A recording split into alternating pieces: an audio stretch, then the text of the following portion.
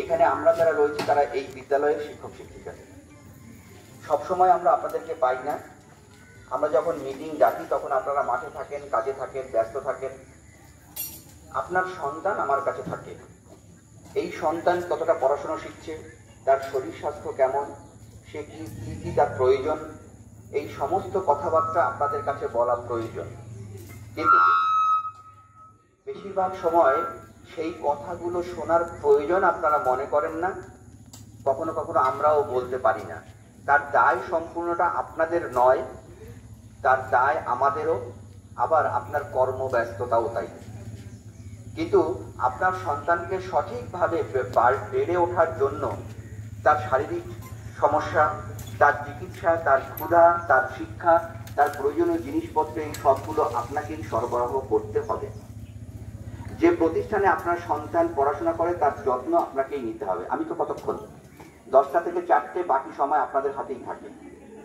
ফলে এই বিদ্যালয়ের যত্ন এবং আপনার সন্তানের যত্ন, আপনার শিক্ষক শিক্ষিকার সুবিধা অসুবিধা, এই সমস্তটা আপনাদেরই দায়িত্ব।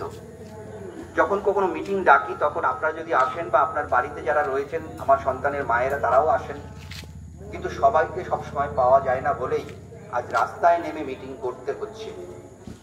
এটার নাম ভ্রাম্যমান অভিভাবক সভা।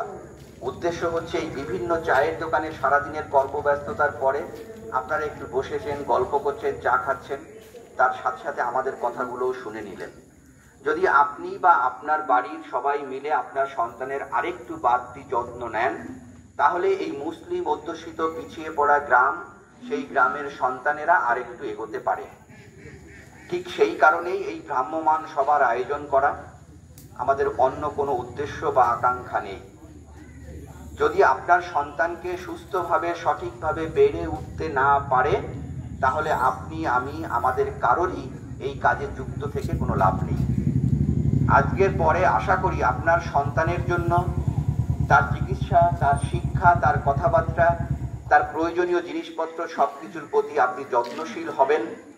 বিদ্যালয় আপনার সন্তানের জন্য যখন আপনাকে বিদ্যালয়ে ডাকবে, সব সময় না হলেও আপনি বা আপনার বাড়ির লোক বা মাঝে মাঝে আপনারা বিদ্যালয়ে এলেন, আপনার সন্তানের প্রয়োজন খেয়াল করলেন। তা না হলে বিদ্যালয়ে পাঠিয়েই তো শুধু শিক্ষা হবে না। এখনো অনেক না পাওয়া আমাদের মধ্যে আছে। আপনাদের কাছে বিনীত অনুরোধ, বিদ্যালয়কে যত্ন করুন, বিদ্যালয়ের পাশে থাকুন।